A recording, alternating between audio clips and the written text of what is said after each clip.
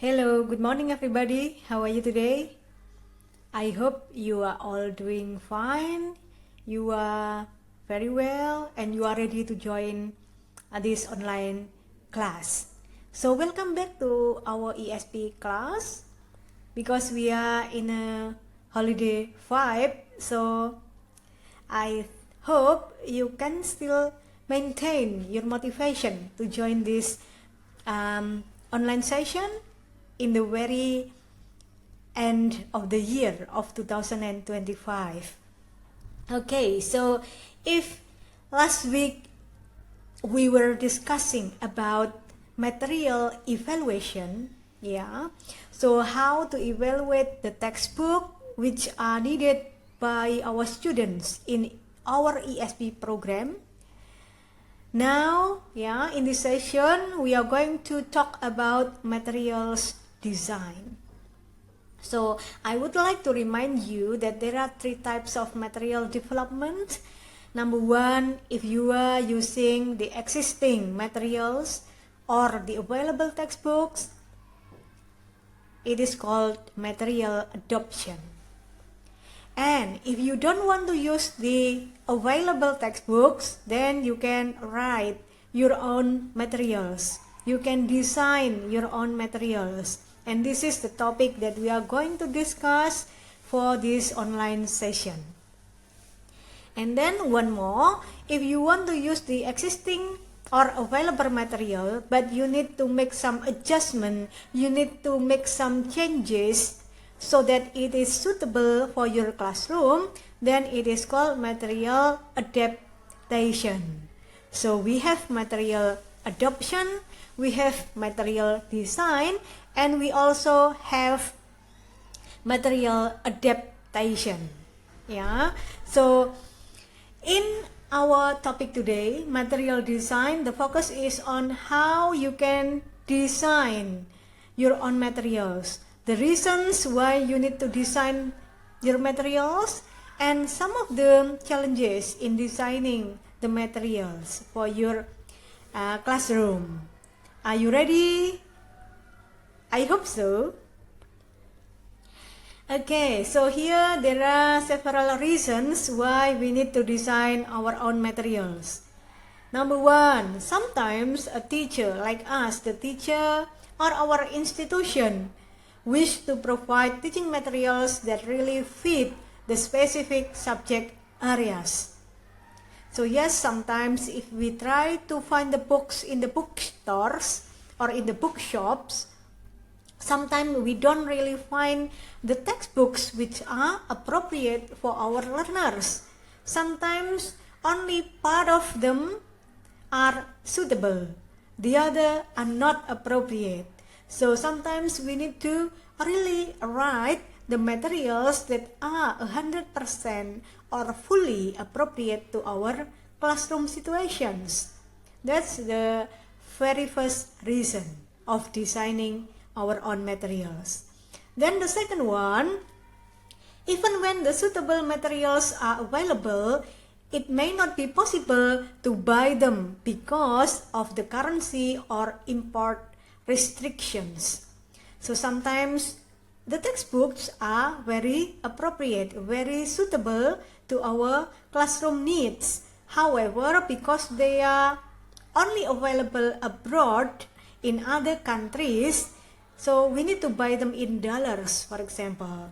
So there are the differences of currency, and the rupiahs is very low, much lower than dollars. So it is becoming very high in price.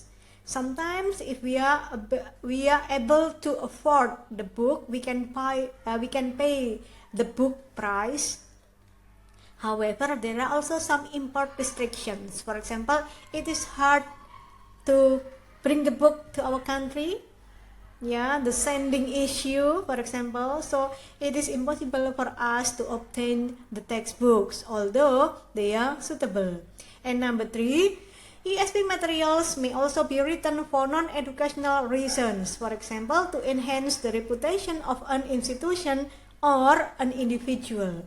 So sometimes people write the books to increase their reputation, For example, if I'm writing the books, then later on I can say, I have written 10 books about English language teaching or about English for specific purposes. So people will get impressed when I say, I have written how many books, for example. Yeah, so it is only for the reputation. Yeah, so either for the individual or the institution. Okay, do you get my point? I hope so. Okay, now how can we design our own materials? So there are several principles that will guide us in the actual writing of the materials. Number one, materials should provide a stimulus to learning. And good materials do not teach, they encourage learners to learn. So it is better for you to try to understand this principle. So a good material do not teach, but they encourage learners to learn. So yes, it is true that a good material should be inspiring, should encourage, should promote the language learning done by the learners. Yeah, if the materials are interesting enough, the teacher should not force the learners to learn. The learners will be pleased and happy and be willing to learn by themselves. Okay, so you need to learn how to really provide good materials. Second, materials help to organize the teaching learning process by providing a path through the complex mass of the language to be learned. So a good material should help to organize the teaching learning processes. So the material should be very clear, yeah, where they are going to bring you. From the first chapter to the end of the chapter, there should be a clear path, a clear road, clear way, yeah, so that you are all able to reach the learning objectives. And then number three, materials embody a view of nature of language and learning. So materials should embody a view of nature of language and learning. And number four, materials reflect the nature of the learning task. So the materials should also reflect how the task will be given. If you are learning about A, the evaluation should also measure your ability, your understanding about the A. Okay, so it will be not advisable if you are teaching A and then you are testing B. So the material and the test should be consistent. Yeah, so here materials reflect the nature of the learning task. If you are teaching how to do a good public speaking, then the test, the evaluation should be about public speaking. Okay, should be coherent and relevant. Okay, and then materials can broaden the basis of teacher training by introducing new techniques. Yeah, the material should also open the possibility for introducing new techniques of teaching and learning. And then materials provide models of correct and appropriate language use. If you are writing your materials, make sure they are using grammatically correct sentences. They are using the appropriate model of pronunciation, appropriate model of using vocabulary, the good choice of diction, yeah, the choice of wordings, yeah, and the good style of using the language with appropriate level of politeness, for example, yeah, casuality, and so on and so forth. Try to avoid the grammar issues and grammar mistakes. Okay? Next, this is the model for the material design. So if you are writing your own material, make sure they are consisting of 4 elements. Number 1 is input, second is content, and next is language, and number 4 is task. Okay, so there are 4 components in the material design models: input, content, language, and task.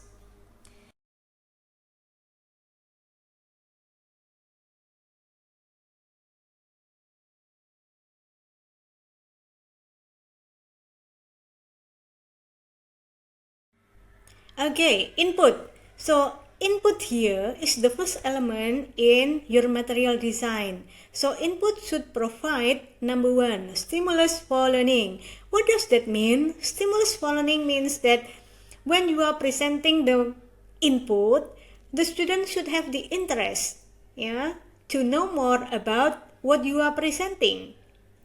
So input can be anything. However, it should really attract your learners. So try to present something interesting, something motivating for your learners. So input should also provide new language items. Make sure the input consists of new language items, so that they are adding to the students' previous knowledge. And then input should provide also the correct models of language use.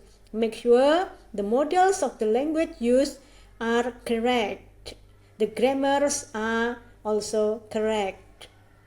And then input can also provide a topic for communication. And input should give the opportunities for the learners to use their information processing skills. And also opportunities for the learners to use their existing knowledge both of the language and the subject matter.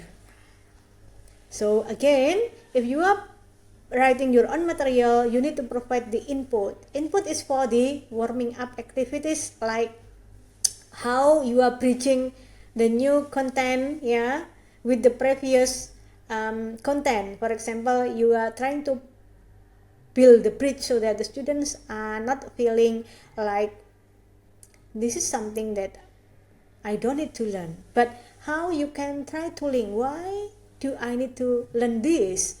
So you need to try to present something new, something interesting, and something which they feel like this is very relevant to what I need in my learning. Okay, so again, it should provide the stimulus for learning, it should provide new language items, correct models of language use, a topic for communication, and opportunities for learners to use their information processing skills as well as to use their existing knowledge. Okay. Next, the second element in your language, in your material design is content. Do you know the meaning of content? Easy, right? The main materials. So the main topic that you are presenting to your learners is called content. And after the content, you need to present the language. So the language features in what you are presenting.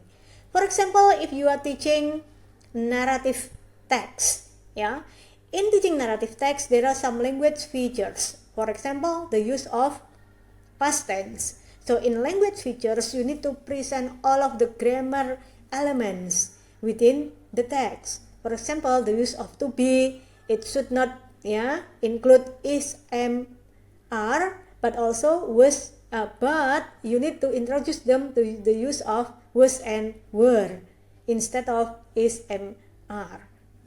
Okay, so you need to also introduce regular verbs and irregular verbs, for example. And then the last element of material design is assignment or task. So at the end of your materials, you need to present the learning task or assignment. You need to make the question or any instruction so that the students can practice using the language or the materials that you have presented. Okay, so again, there are 4 language elements in your material design. Number 1 is input, second is content, number 3 is language, and number 4 is task. And they should be complete, Okay, you cannot leave one element. Okay, so use the 4 elements to design your own materials. Is my explanation clear, everyone? Okay, now we come to your task. So here I give you a task. Please reflect in yourself the challenges and difficulties that you have in writing your materials. If, for example, someone asks you to write your own text or material, what difficulties do you feel you have which make you unable to write these materials? Please write one paragraph consisting of 2 challenges or difficulties you face and submit that tomorrow at 3 p.m. Thanks. Okay, so that is for your assignment. Try to reflect. Yeah, you can submit. If not tomorrow, then you can submit next week. Okay, so thank you very much for your attention. Happy New Year. Stay safe and healthy. And have a good day. Bye.